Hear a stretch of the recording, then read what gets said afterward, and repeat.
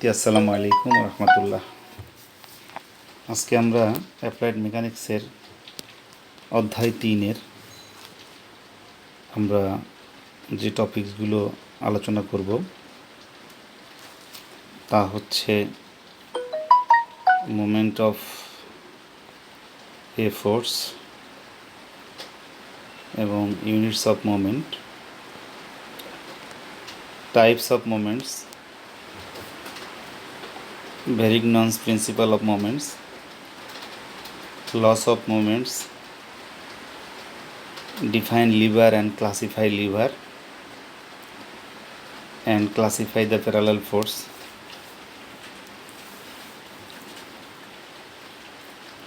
Classify couple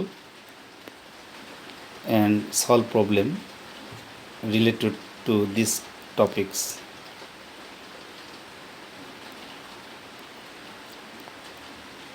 moment কি? Moment হচ্ছে এটি হচ্ছে ভ্রামক এবং মোমেন্ট অফ এ ফোর্স হচ্ছে বলের ভ্রামক। আমরা এখানে একটু লক্ষ্য করি ডান পাশের ছবিতে যে ও বিন্দুতে একটি বস্তু আছে, এই বস্তুকে আমরা ঘোরাতে চেষ্টা করব ঠিক ডি দূরত্বে একটি বল প্রয়োগের মাধ্যমে। এবং আমরা খেয়াল করছি যে একটি নির্দিষ্ট দূরত্বে বলটি দূরত্বের সাথে পারপেন্ডিকুলারলি কাজ করছে।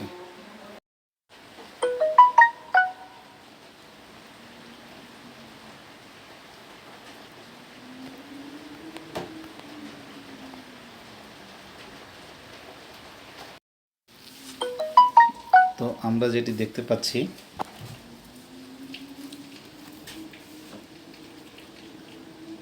যে মোমেন্ট ডিস্টেন্সের সাথে বলটি পারপেন্ডিকুলারলি কাজ করছে এবং এখানে মোমেন্টের মান হবে, যদি মোমেন্টকে আমরা এম ধরি এবং বল এফ ডিস্টেন্স ডি হয়, M equal to F into D. সেই ক্ষেত্রে বলের মান, বলের ইউনিট নিউটন এবং ডিস্টেন্সের ইউনিট মিটার হলে মোমেন্টের ইউনিট হবে নিউটন মিটার।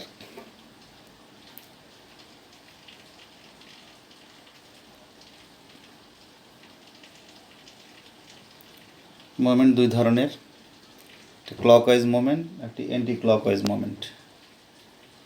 ক্লকওয়াইজ মোমেন্ট যার প্রভাবে বস্তুটি ডান দিকে ঘুরতে চেষ্টা করে এবং অ্যান্টি ক্লকওয়াইজ মোমেন্ট যার প্রভাবে বস্তুটি বাম দিকে ঘুরতে চেষ্টা করে।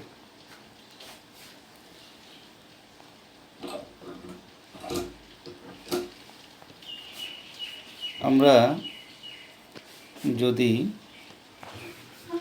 একটি লিভার বা একটি ফালক্রাম চিন্তা করি এবং সেই ফালক্রামটি যেখানে হিঞ্জড করা থাকে তার ডানে বা বামে যে বলগুলি কাজ করবে, সেই বলগুলির কিছু বল ডান দিকে ঘোরাতে চেষ্টা করবে, কিছু বল বাম দিকে ঘোরাতে চেষ্টা করবে। সেই ক্ষেত্রে আমরা বলতে পারি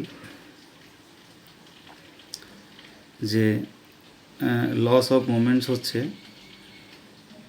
when an object is balanced,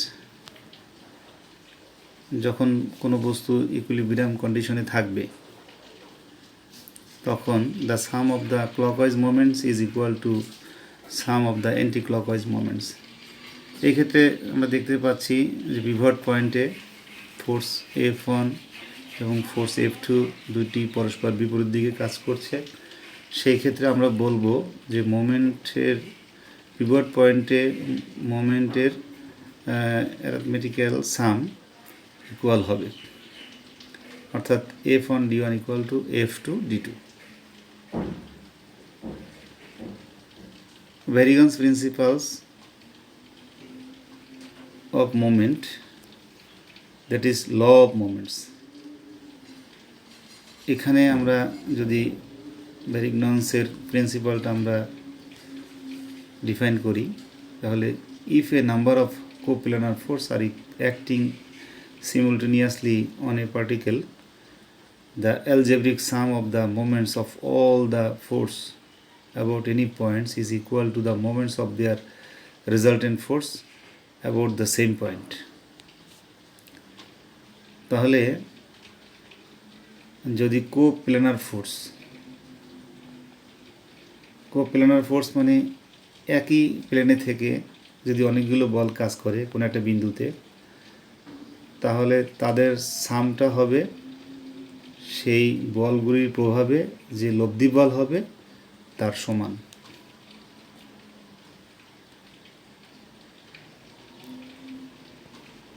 তাহলে ব্রিগনস প্রিন্সিপাল আর ল অফ মোমেন্টস আমরা এভাবেই ম্যাথমেটিক্যালি একটি এক্সাম্পল দিয়ে আমরা বোঝাতে পারি। লিভার কি? A lever is a rigid bar that can be straight, curved or bent and is hinged at one point. It is free or rotate about the hinge end called fulcrum. অনেক সময় এই লিভারকে আমরা ফালক্রামও বলি। এটি একটা বিন্দুতে pivot করা থাকে, হিঞ্জ করা থাকে, যাকে কেন্দ্র করে ফ্রিলি মুভ করতে পারে অথবা ঘুরতে পারে। যদি উদাহরণ দিই তাহলে আমরা বলবো যে গ্রামগঞ্জে টিউবওয়েল দিয়ে পানি তোলা, তারপরে সিজার, কাঁচি ব্যবহার করা, তারপরে আমরা ক্রোবার বলতে পারি। এ ধরনের অনেক উদাহরণ আছে লিভারের। লিভারও দুই ধরনের, একটি হচ্ছে সিম্পল লিভার, একটি হচ্ছে কম্পাউন্ড লিভার। যখন একটি মাত্র হিঞ্জ পয়েন্টে কাজ করবে তখন এটি সিম্পল লিভার হবে, এবং যখন একাধিক হিঞ্জ পয়েন্টে অথবা অনেকগুলো সিম্পল লিভার একত্রিত হয়ে যে যৌগিক লিভার ফর্ম করে সেটাকে আমরা আসলে কম্পাউন্ড লিভার বলবো। এখানে দেখা যাচ্ছে ছবিতে যে এখানে অনেকগুলো হিঞ্জ পয়েন্ট আছে। তো এরকম লিভারকেই আমরা বলবো যৌগিক লিভার। কাপল এবং মোমেন্ট অনেকটা একই রকম এবং ইউনিট এক, তবে কাপল হচ্ছে a pair of two equal and unlike parallel force equal in magnitude with line of action parallel to each other and acting in opposite direction is known as couple. তো কাপল বা দ্বন্দ্বটা কি? যে একই line of ডিরেকশনে দুইটা বল পরস্পর বিপরীত মুখে parallelly কাজ করবে, এবং সেই অবস্থাকে বলবি আমরা কাপল। এবং এখানে দেখা যাচ্ছে যে যদি কি দিয়ে আমরা লক খোলার চেষ্টা করি তাহলে কিয়ের ব্যবহার এবং লক খোলার যে অবস্থা, এটি দুটি অবস্থাটা পরস্পর বিপরীত, কিন্তু তাদের লাইন অফ ডিরেকশন সেম, এবং এটাকে আমরা কাপলের উদাহরণ হিসাবে বলতে পারি।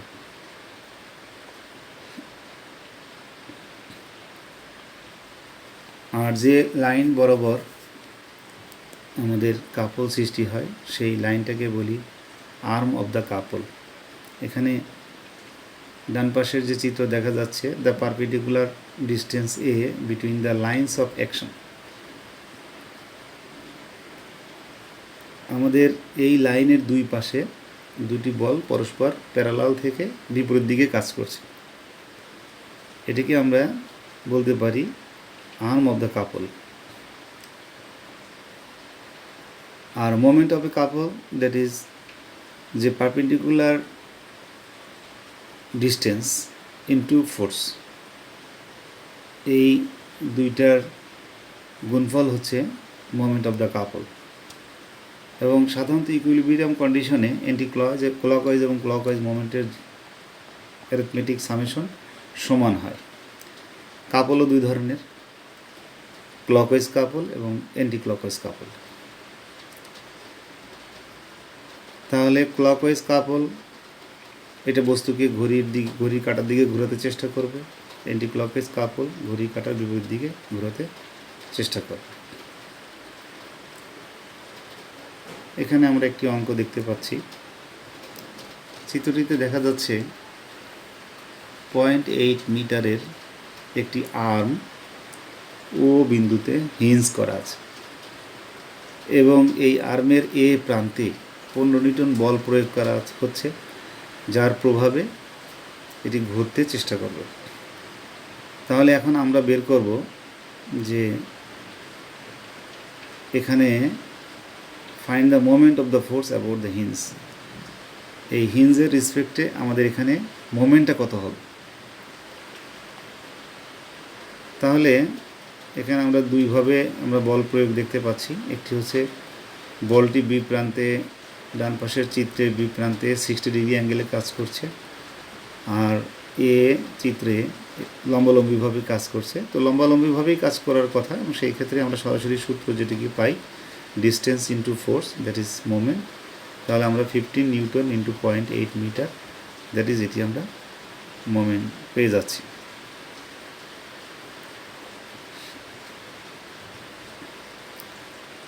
তাহলে এখানে আমরা দেখতে পাই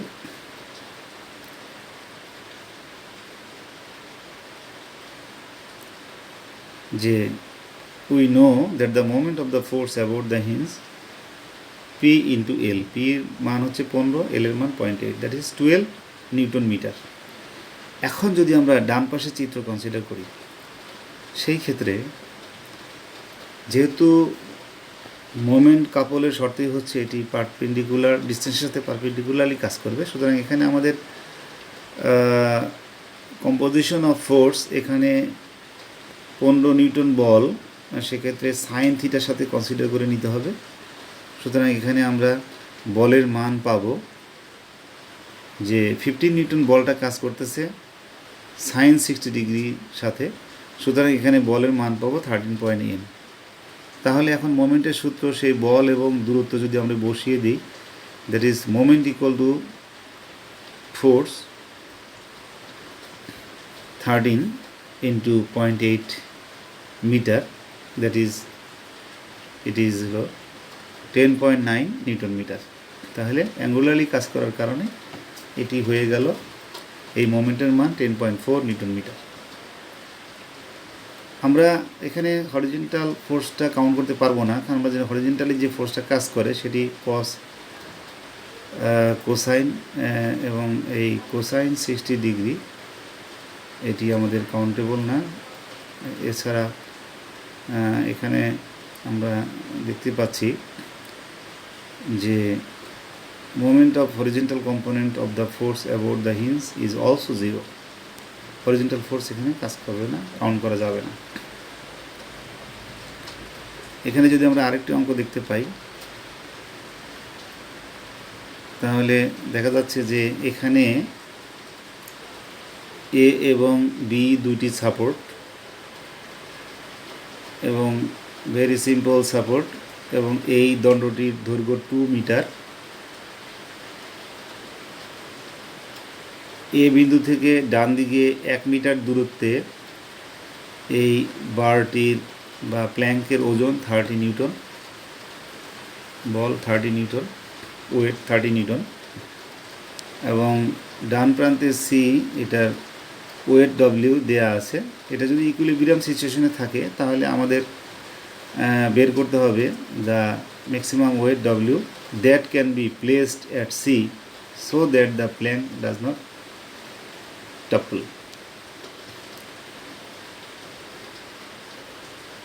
তাহলে এখানে আমরা বের করি এইভাবে, যে আমরা কিন্তু আগেই বলেছি যে মোমেন্ট বা কাপলের যে অ্যালজেব্রেটিক সাম, যে clockwise all force is equal to anti clockwise all force used in moment or couple, that is এখানে আমরা দেখতে পাচ্ছি যে যদি আমরা বি বিন্দুতে আমরা মোমেন্ট নিই, now taking moment about B and equating the same, তাহলে বি বিন্দুতে আমরা যদি ধরি যে এই 30 নিউটন বলের জন্য এই বি বিন্দুতে দূরত্ব কত, কারণ এটি আমরা জানি 2 মিটার লং, সেই হিসাবে এই 1 মিটারের থেকে যদি আমরা 0.6 বাদ দিই, তাহলে 30 নিউটন বল থেকে বি প্রান্তের দূরত্ব হচ্ছে 0.4। তাহলে 30 × 0.4 this is one side moment and other side W কাজ করবে বি প্রান্তে বিসি, ডিস্টেন্সটা হবে 0.6, দ্যাট ইজ ডব্লিউ ইন্টু 0.6। তাহলে এইটি আমরা পেলাম। সুতরাং এখান থেকে আমরা ডব্লিউ মান খুব সহজে বের করে ফেললাম। এইভাবে আমাদের অঙ্কগুলি করতে হবে। এখন আমি আরেকটি অঙ্ক করব। এখানে আমরা দেখতে পাচ্ছি যে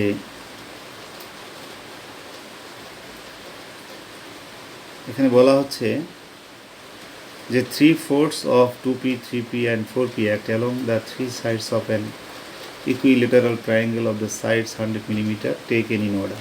Find the magnitude and positions of the resultant force. তাহলে একটি সমবাহু ত্রিভুজে তিনটি বাহু দ্বারা যদি তিনটি বল কাজ করা বোঝায়, তাহলে আমাদের বের করতে হবে লব্ধি বলের মান এবং এর পজিশন, অবস্থান। সেই ক্ষেত্রে আমরা রিজলভিং দ্য ফোর্স যে সূত্র আমরা ব্যবহার করেছি, যে রেজাল্টেন্ট ফোর্স বের করতে হলে summations of all horizontal force and summations of vertical force আমাদের আগে বের করতে হবে। সেই ক্ষেত্রে আমরা এখানে হরিজন্টাল ফোর্স বের করলাম -1.5p এবং ভার্টিক্যাল ফোর্স বের করলাম -0.866p। এখন যদি আমরা রেজাল্টেন্ট ফোর্সের সূত্রতে বসিয়ে দিই যে r = সামেশন অফ হরিজন্টাল ফোর্সের whole square plus summation of vertical force whole square, then আমরা পাই রেজাল্টেন্ট ফোর্সের ম্যাগনিটিউড পাই 1.732p। এখন আমরা মনে করি যে দূরত্বে এটি রেজাল্টেন্ট ফোর্সটি কাজ করতেছে তা হচ্ছে x, এবং x equal to perpendicular distance between the B and the line of actions of the resultant force। তাহলে B বিন্দু থেকে এটা কাজ করবে। তাহলে একদিকে আমরা রেজাল্টেন্ট ফোর্স ডিস্টেন্সের সাথে যদি ধরি, তাহলে resultant force value into distance, এবং অন্য সাইডে আমরা এই বলগুলির আমরা সাম নিব। এই ক্ষেত্রে দেখতে পাচ্ছি যে 3p বল, 2p বলটা এটা আমাদের cos 60 ডিগ্রি বরাবর কাজ করছে। যেহেতু cos 60 ডিগ্রি বরাবর কাজ করলে এটির মান আসলে নেওয়া যাবে না, কারণ আমাদেরকে নিতে হবে perpendicular ball with respect to same line of action. That is আমরা এখানে বি এবং এ বরাবর যে বলটি কাজ করছে 3p সেটিকে আমরা কনসিডার করব, এবং এখানে আমরা 3p ইন্টু এবং সেখানে যে ডিস্টেন্সটা নিব 100, কিন্তু যেহেতু এটি অ্যাঙ্গুলারলি কাজ করতেছে 60 ডিগ্রি, সুতরাং এটিকে আমরা নিয়ে আসবো 100 ইন্টু সাইন 60 ডিগ্রি। এটিকে ক্যালকুলেশন করলে আমরা এক্সের মান ভ্যালু পাই 150 মিটার। দ্যাট ইজ রেজাল্টেন্ট ফোর্সের পজিশন। এভাবে আমরা অঙ্কগুলো সলভ করতে পারি। এখানে একটি লিভার বা ফালক্রাম অথবা আমরা ক্র্যাঙ্ক লিভারের ছবি দেখতে পাচ্ছি। এখানে বলা হয়েছে যে নিম্নে চিত্রে show a crank lever ABC with a tension spring T, the lever weight 0.2 newton per millimetre.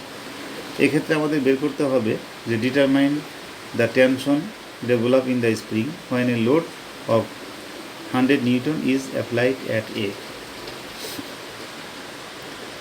চিত্রটিতে আমরা দেখতে পাচ্ছি যে এখানে এ বি সি তিনটা পয়েন্ট, সি বিন্দুতে একটি স্প্রিং টেনশন কাজ করছে যেটি ডান দিকে ঘোরাতে চেষ্টা করবে, আর এ বিন্দুতে 100 নিউটন যে বলটা কাজ করতেছে এটি বাম দিকে ঘোরাতে চেষ্টা করবে। এখন বি বিন্দুতে যদি আমরা মোমেন্ট নেই অ্যান্টি ক্লকওয়াইজ এবং ক্লকওয়াইজ, সেই ক্ষেত্রে আমরা এখান থেকে এটি সলভ করে ফেলতে পারি। তাহলে এখানে প্রথমে আমরা টোটাল এই ক্র্যাঙ্ক লিভারের ওয়েটটা বের করব, এবং যেহেতু বলা হয়েছে প্রতি মিলিমিটারে 0.2, তাহলে টোটাল 200 মিলিমিটারে কত, তাহলে আমরা 200 ইন্টু 0.2 নিউটন পার মিলিমিটার দিয়ে গুণ করলে যে ওয়েট পাওয়া যাবে সেটি হচ্ছে টোটাল ক্র্যাঙ্ক লিভারের ওয়েট।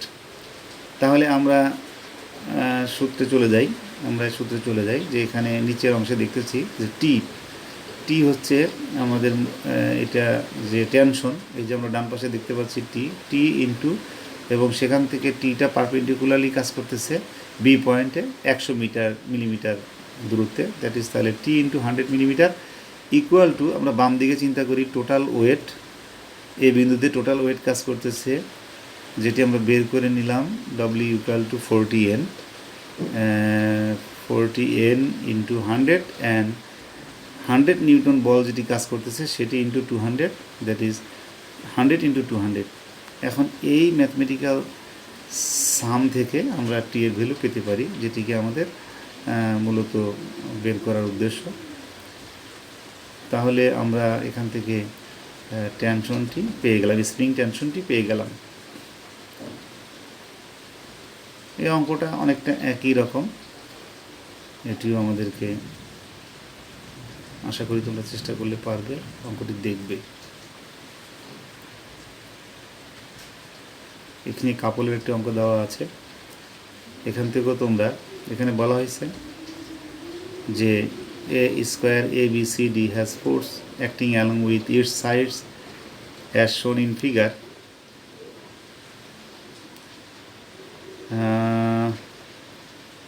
Shown in figure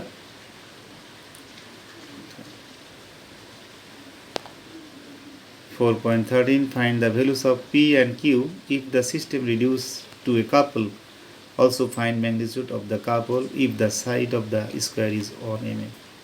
তাহলে এই বর্গের প্রতিটা বাহুর দৈর্ঘ্য 1 মিটার এবং এদের corner distance, that is A to C 100 Newton.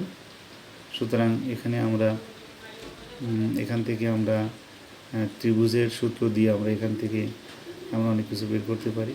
সেই হিসাবে এখানে কিন্তু আমরা যে লেন্থ অফ দ্য স্কোয়ার যেহেতু 1, values of the P and Q আমরা কীভাবে বের করব? We know that if the system reduce to a couple the resultant force is horizontal and vertical direction must be 0। তাহলে রিজলভিং দ্য ফোর্স হরিজেন্টালি আমরা এখানে যে দেখতে পেলাম যে 100 minus 100 cos 45 minus P equal to 0।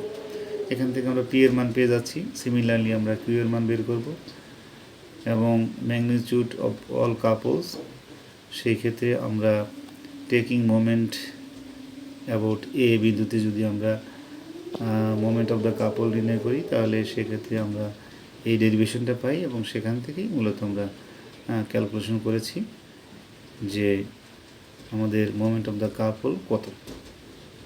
সুতরাং এখানে আমরা দেখতে পাচ্ছি যে since the value of moment is negative, therefore the couple is anticlockwise -2 to 9.3 newton metre. এরকমভাবে আমাদের অনেকগুলো প্রবলেম দেওয়া আছে, সেগুলি আমরা ইজিলি সলভ করতে পারি। এখানে একটি সুন্দর অঙ্ক দেওয়া আছে, এই অঙ্কটি আমরা বাসায় করব ইনশাআল্লাহ। এই ছিল আজকে আমাদের আলোচনা। তবুও আমরা একটু শুরুতে যাই, সেখানে আমরা দেখি যে আমাদের টপিকসের মধ্যে একটি অংশ ছিল, যেটি ছিল যে প্যারালাল ফোর্স। এখানে যে প্যারালাল ফোর্স ছিল, সে প্যারালাল ফোর্স হচ্ছে যে যখন কতগুলি বল পরস্পর প্যারালালে থেকে একই দিকে কাজ করবে, অথবা কতগুলো বিপরীত দিকে কাজ করবে, কতগুলো একই দিকে কাজ করবে, একই সাথে বিপরীত দিকেও কাজ করতে পারে, একই সাথে একই দিকে কাজ করতে পারে। তাহলে আমরা এই প্যারালাল ফোর্সগুলো দুই ধরনের, একটা হচ্ছে আমাদের অ্যান্টি ক্লকওয়াইজ, একটা হচ্ছে ক্লকওয়াইজ প্যারালাল ফোর্স। সুতরাং আমাদের কাপল সৃষ্টি করার ক্ষেত্রে আমরা দেখেছি প্যারালাল ফোর্স একটি গুরুত্ব ভূমিকা পালন করে। সেই ক্ষেত্রে একই লাইন অফ অ্যাকশনে কাজ করেছে এবং একই ম্যাগনিটিউড, কিন্তু পরস্পর বিপরীত। তো আশা করি প্রিয় শিক্ষার্থীবৃন্দ, তোমরা সবাই মনোযোগ সহকারে ক্লাসটি উপভোগ করেছ। সবাইকে ধন্যবাদ। আমাদের এই ক্লাসটি গুগল ক্লাসরুমে লিঙ্ক করা আছে, এছাড়া ফেসবুক শেয়ারে দেওয়া আছে। কারো যদি কোনো জিজ্ঞাসা থাকে অবশ্যই তোমরা গুগল ক্লাসরুমে সেখানে তোমরা তোমাদের মতামত পেশ করতে পারো। এছাড়া ইমেল অ্যাড্রেস mahbubhaider1969@gmail.com তোমরা তোমাদের প্রশ্ন লিখে উত্তর পেতে পারো। সবাইকে ধন্যবাদ।